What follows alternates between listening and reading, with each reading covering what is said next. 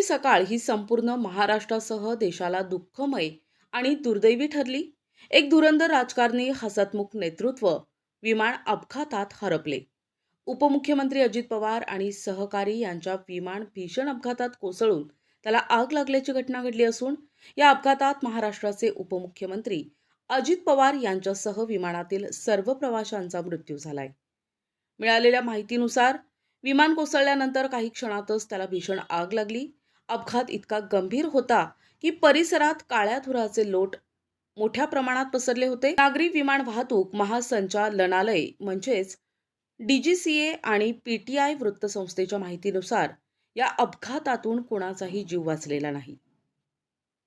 या भीषण दुर्घटनेत मृत्युमुखी पडलेल्यांमध्ये महाराष्ट्र राज्याचे उपमुख्यमंत्री अजित पवार, मुंबई पीएफओचे अधिकारी विदीप जाधव, वैमानिक captain Sumit Kapoor, captain Shambhavi Pathak, flight attendant Pinky Mali आणि विमानातील आणखीन एका कर्मचाऱ्याचा समावेश आहे. अपघाताची माहिती मिळताच स्थानिक प्रशासन, पोलीस आणि बचाव पथकांनी तातडीनं घटनास्थळी धाव घेतली. मात्र विमान पूर्णतः जळून खाक झाल्याने बचाव कार्य अत्यंत कठीण झाले होते. काही जखमींना रुग्णालयात दाखल करण्यात आले होते. मात्र उपचार सुरू होण्यापूर्वीच डॉक्टरांनी सर्वांना मृत झाल्याचे घोषित केले. उपमुख्यमंत्री अजित पवार यांच्या आकस्मिक निधनामुळे संपूर्ण महाराष्ट्र शोकसागरात बुडालाय.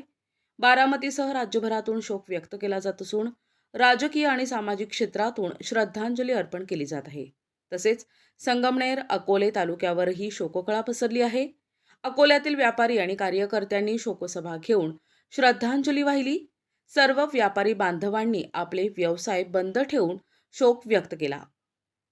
दरम्यान अपघाताच्या नेमक्या कारणांचा शोध घेण्यासाठी डीजीसीएकडून चौकशीचे आदेश देण्यात आले असून ब्लॅक बॉक्स शोधण्याचे काम सुरू आहे. ही अत्यंत दुःखद घटना असून या बातमीवर आम्ही सतत अपडेट देत राहू. महाराष्ट्राचे लाडके दिवंगत उपमुख्यमंत्री अजितदादा आणि सहकाऱ्यांना भावपूर्ण श्रद्धांजली.